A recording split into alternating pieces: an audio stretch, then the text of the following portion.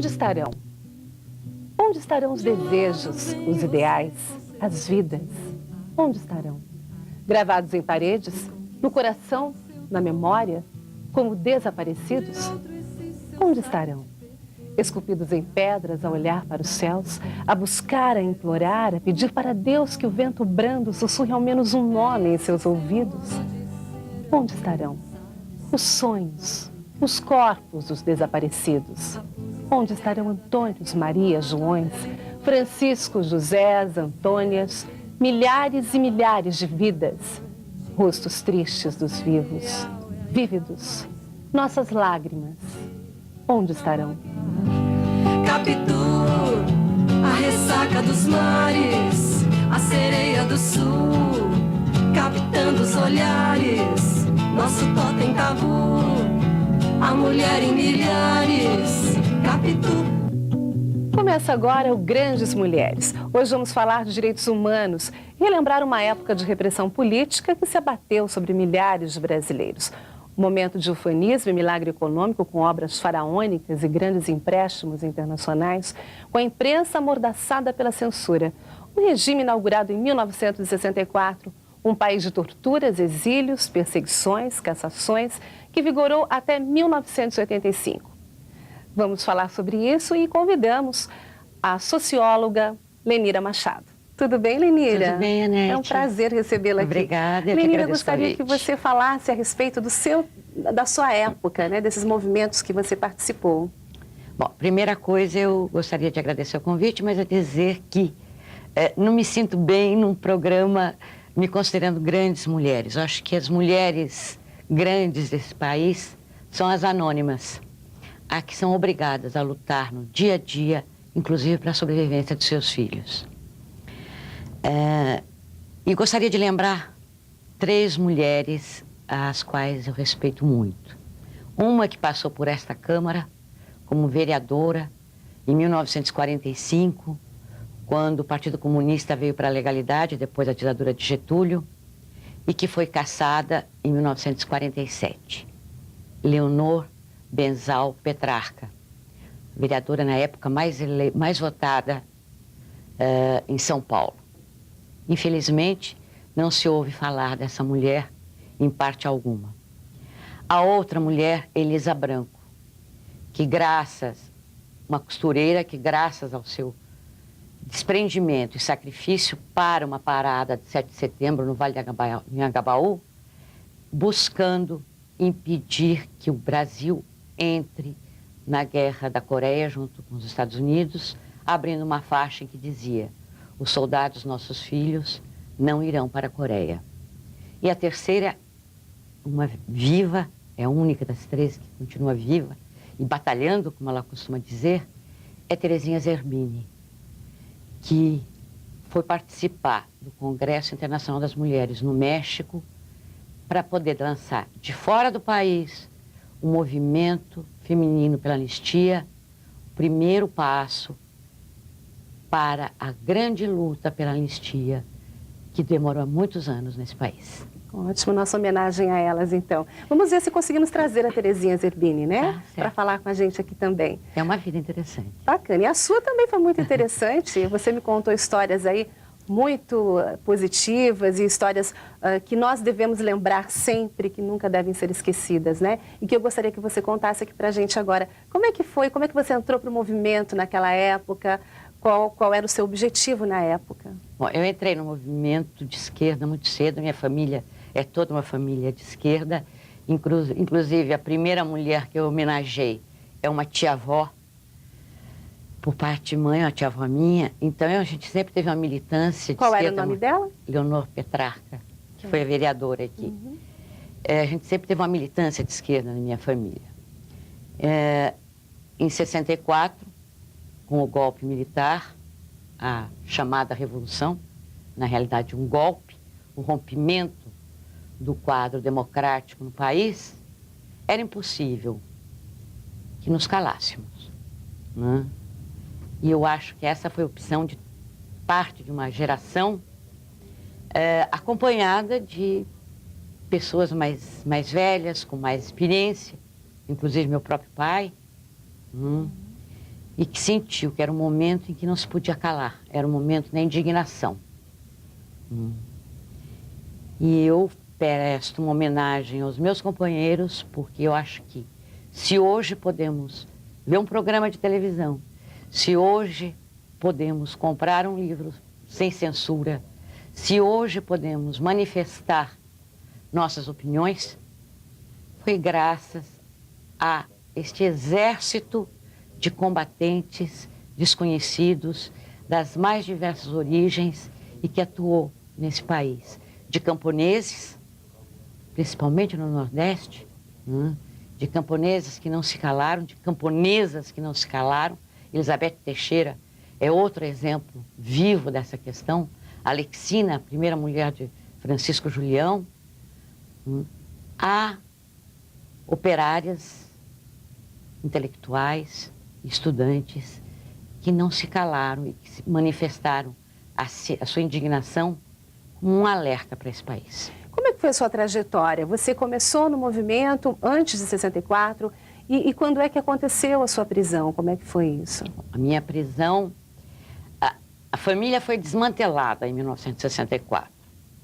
Meu pai procurado, eu procurada, minha mãe, na medida em que não achávamos nenhum dos dois, minha mãe, que também era uma mulher de esquerda e que sempre foi uma militante, acabou sendo detida e presa no DOPS por 40 dias, junto com meus irmãos de criação. Então, reorganizar a família foi muito difícil depois de 64 para nós. Minha irmã ainda saindo da adolescência, também na mesma situação. Então, foi muito difícil a reorganização da família. Mas, além da reorganização da família, naquele momento era importante para mim, enquanto militante, jovem da esquerda brasileira, a reestruturação da União Nacional dos Estudantes, destruída logo em seguida ao 1º de abril de 64. Quanto tempo você ficou presa, Lenira? Eu fui presa em 1971, a primeira vez, depois... Tinha tido várias prisões, pequenas prisões, antes de 64, toda vez que tinha alguma manifestação estudantil. Mas a prisão após... Na ditadura, foi em 1971, e eu fiquei 18 meses presa. 18 meses. Em que você foi presa?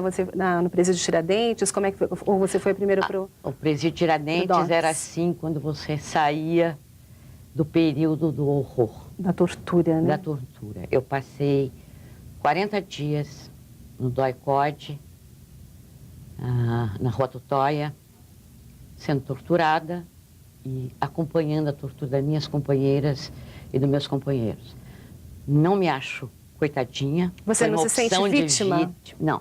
Foi uma opção de vida. Eu sabia que eu estava enfrentando um inimigo mais forte do que eu e sinto muito envergonhada, como brasileira, de a gente ter que falar que no Brasil já existiu tortura e que, infelizmente, hoje não com presos políticos, mas com os presos comuns, tortura ainda é um fato do cotidiano nos presídios brasileiros. Que tipos de tortura você sofreu, Lenira? As torturas variavam, desde a tortura psicológica, em que eu vou generalizar, não vou me colocar no foco, porque todos nós passamos por isso dentro do DOI-CODE, né? Desde uma mãe em que era ameaçada a ter um dos seus filhos torturados para que falasse. Essa, para mim, é uma das piores torturas que possa existir para uma mulher ou para qualquer ser humano, né?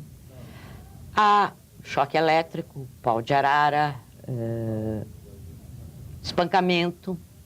Variava de acordo com o humor e a tarefa da equipe de plantão de torturadores. Eram 3 equipes por dia que colocavam seu sadismo em função das ordens... 3 vezes por dia.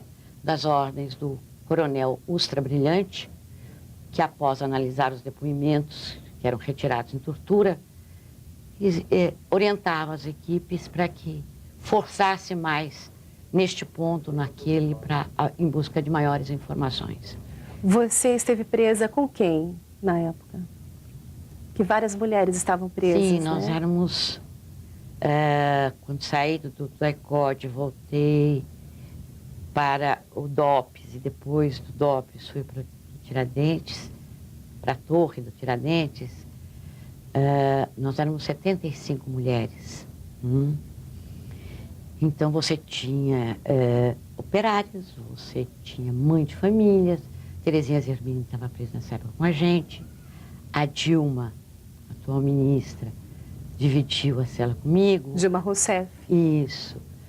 A Elza Lobo, que trabalha na Secretaria da Saúde, também dividiu, mas eu acho que eu estive num lugar em que conheci e aprofundei relações com mulheres das mais diversas origens, mas que tinham uma coisa em comum: a sua capacidade de se indignar e de não aceitar o que estava acontecendo no nosso país.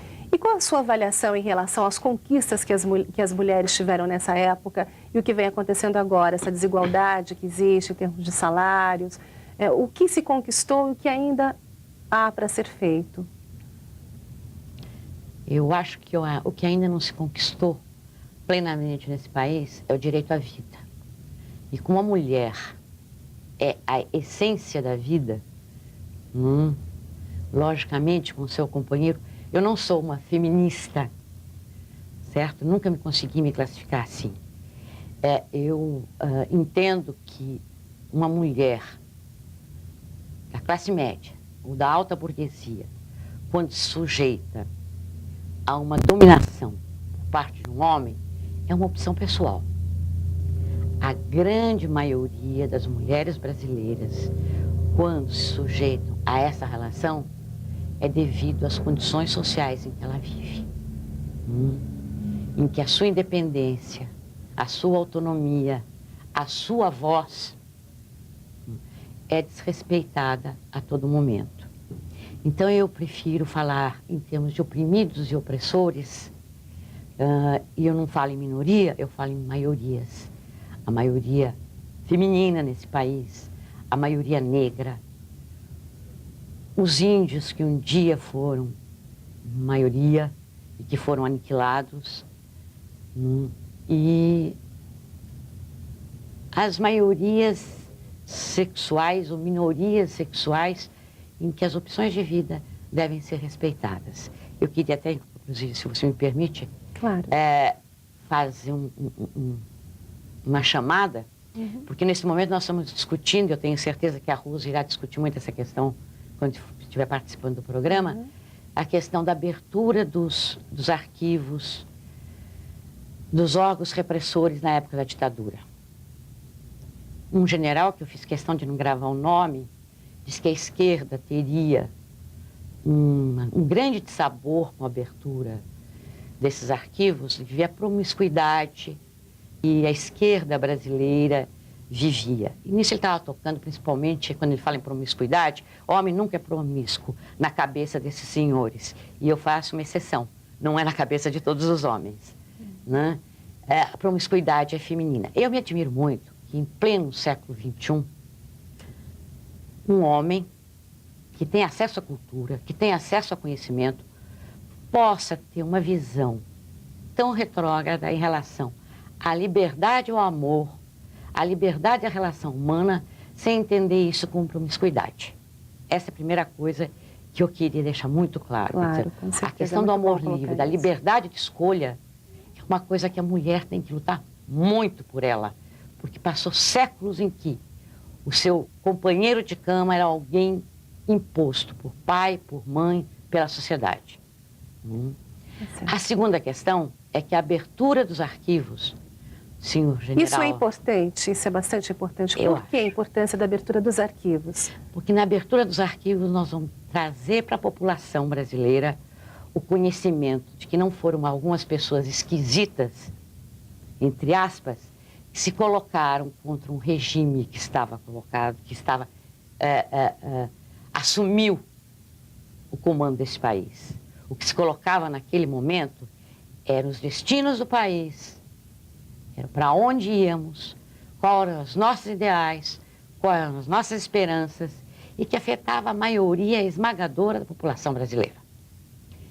Então, eu acho que este conhecimento, trazer a história a luz crua da realidade É fundamental. é fundamental. Né? Pro povo. E mais fundamental é saber quem as forças da repressão infiltraram como espiões, como delatores, nesses movimentos. Eu acho que é isso, general, que o senhor tem medo que venha a público. Tá ótimo, Lenira. Muito obrigada pela sua presença. Foi um grande prazer. Daqui a pouquinho nós voltamos com mais informações para você. Nós vamos continuar o assunto no próximo bloco, trazendo a jornalista Rose Nogueira, que é presidente do grupo Tortura Nunca Mais. Até já. Capitu, a ressaca dos mares, a sereia do sul, captando os olhares, nosso totem tabu, a mulher em milhares.